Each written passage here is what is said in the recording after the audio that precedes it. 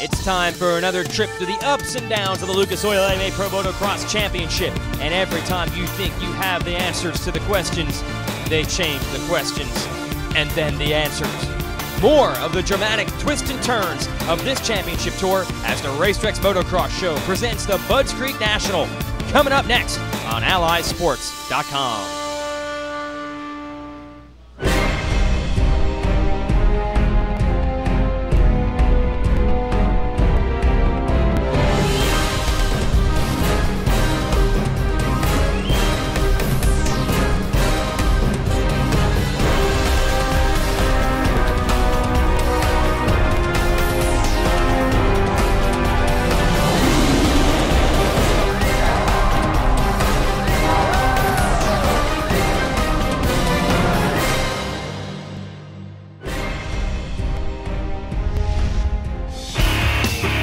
Big crowd on hand at Budds Creek, Maryland, round 4 of the Lucas Oil AMA Pro Motocross Championship. Jason Weigandt going to take you through the highlights of our 450 and then 250 classes at the Budds Creek National.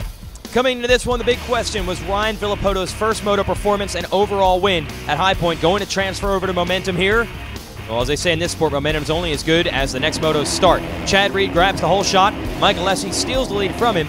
Villopoto is in third, so it looks like Reed is in a good position to try to stop Villopoto from getting 2 in a row, but it didn't last. On lap 2, Villopoto grabs a handful of throttle and gets around Reed.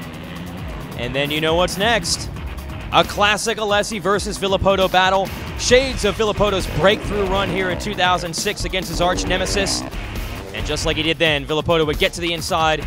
Didn't get too aggressive, but was able to make the pass. So now it's Alessi in the number 2 spot with Ryan Dungey closing in on Reed from 4th.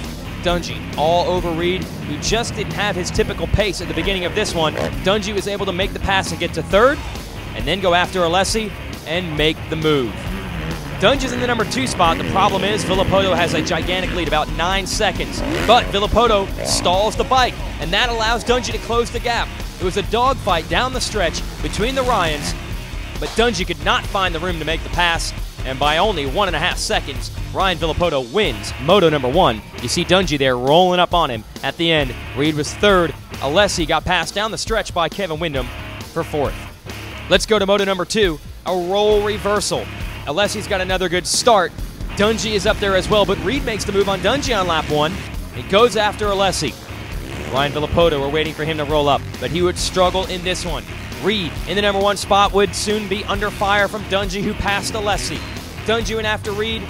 Reed would pull away. Then Dungey would close back in. Then Reed would pull away and Dungey would close back in again, and so on it went throughout this moto. But under pressure, just like he did in the second moto of every other race this year, Reed able to hold on and take the win.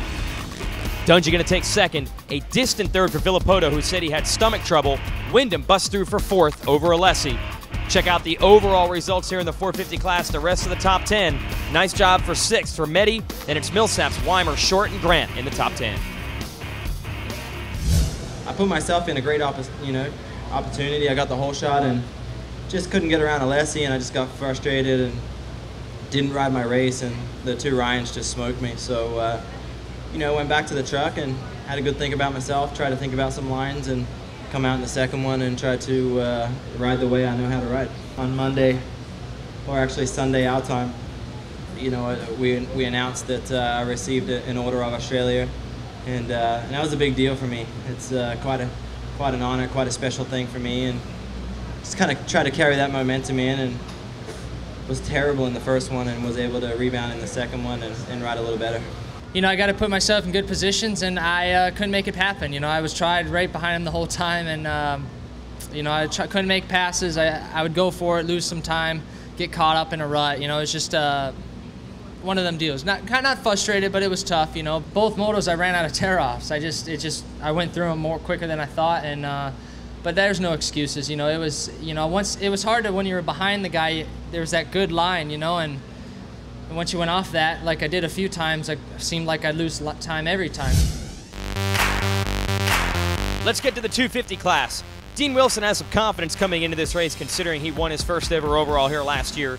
Needs some points to get the points lead back from his teammate Tyla Rattray, but don't forget their teammate Blake Baggett, who was so dominant last week at High Point. Now, Wilson has been saying all year that his starts have been his big, big problem, but not this time. He's going to grab the whole shot here in Moto number 1. Going to deal with some early pressure from Kyle Cunningham and just about every other fast rider in the 250 class. It was close early in this one. Wilson here going to pull a little involuntary knack-knack. Here are his pursuers, Rattray, Tickle, Cunningham, Darren Durham, and Eli Tomac. Rattray able to keep the heat on Wilson, right around the move. Durham, who moved up to 4th and challenged Tickle for 3rd until he crashed, said that his forks broke. That hurts. That's going to leave the Monster Pro Circuit guys 1, 2, 3. But what would be the order? Rattray would keep the heat on Wilson, so they can keep within about 3 seconds all the way through this one, but was not able to get any closer. So Dean Wilson obviously likes it here at Budds Creek, and he likes it even more now that he's got a first moto win over his teammates, and even presidential candidate John Huntsman on hand to watch. Let's go to the highlights of moto number 2, and those starts for Wilson, well, they went away. Not up front in this one, a bunch of Yamaha riders. Gareth Swanepoel and the 533, the rookie of Gannon Audette here, as well as Rattray and Justin Barcia. Rattray is going to maneuver into the number 1 spot, and Barcia, who has mono and shouldn't be strong by moto number 2, rode a phenomenal race. He closed the gap on Rattray and kept the heat on. But again, the veteran from South Africa does not wilt. He would not allow Barcia to get by. As for Blake Baggett, 7th in Moto 1 after a bad start and an off-track excursion. A big crash early in Moto 2. He would climb back to 7th again. Wilson would climb up to 3rd. That's not good enough to hold on for the overall. So, Tyla Rattray, by virtue of 2-1 Moto scores, wins it. Wilson 1-3 is 2nd. Barcia, Tomac, Tickle round out the top 5. Baggett didn't have the magic. He's 7th.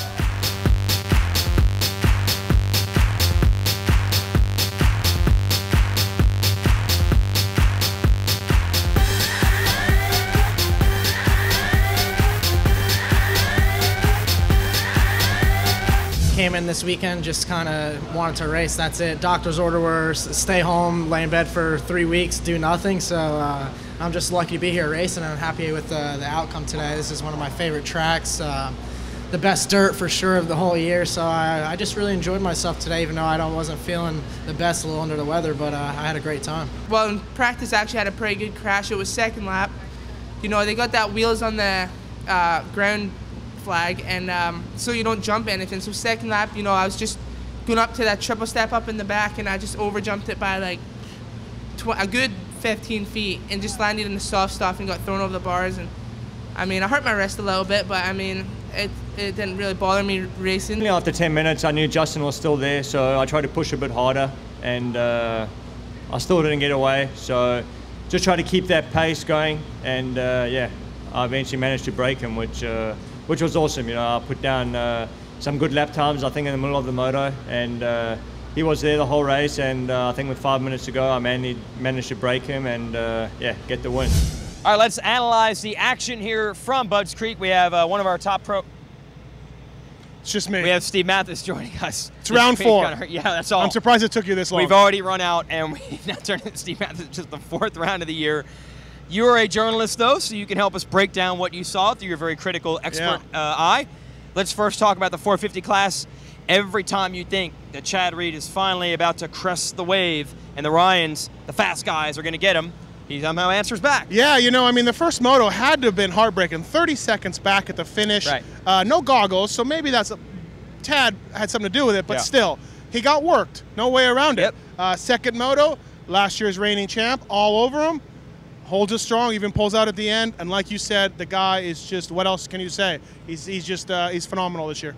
And shades of our 2nd moto at the opener in Hangtown, Dungey got him, Dungey closed in, Dungey put in a charge. It looked like Dungey might make a run.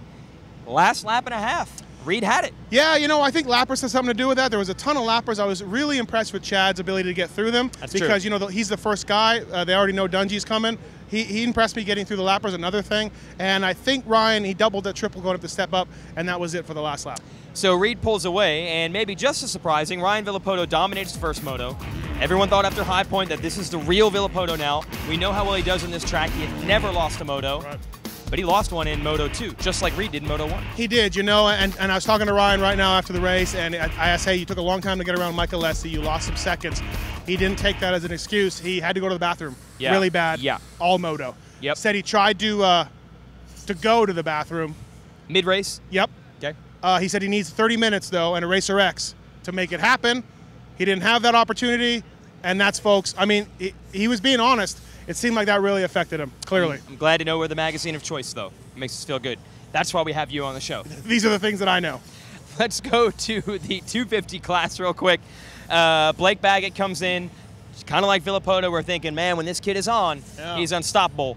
It did not happen for the Chupacabra today. One good race, one bad right now. Baggett's sort of in that trend, you know. But second moto, folks, he takes a horrendous endo. Gets up dead last, goes all the way to 6th, I believe. And an incredible ride by Baggett.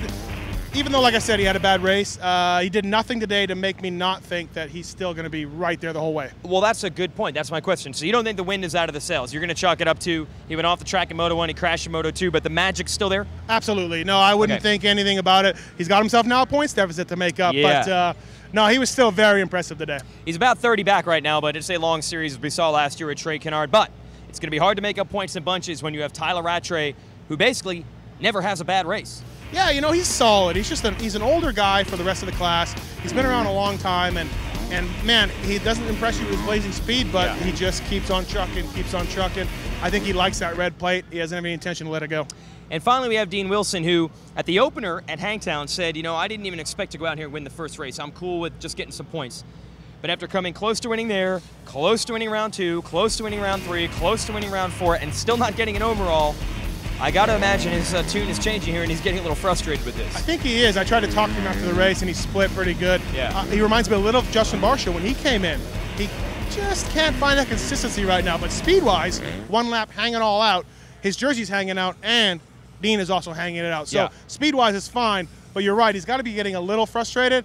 But I think he's still okay. Yeah, and he's very close to points. So it comes down to this. Wilson saying his starts have been inconsistent all year. He proved it today. A whole shot, a moto win, a bad start in a third. He loses the overall. Rattray said that he's really been working on his suspension setup. Didn't like the way it was at High Point. Much better today. He gets the win.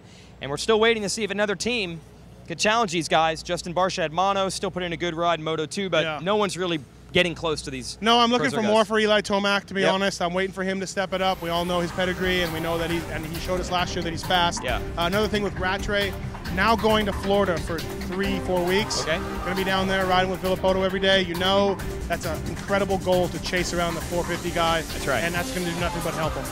It'll be a long summer, folks. That's what Blake Baggett's parents said made Blake so darn fast, chasing Villopoto. So they're all going to do the same thing. All right, that's going to wrap up our RacerX Motocross show from Budds Creek.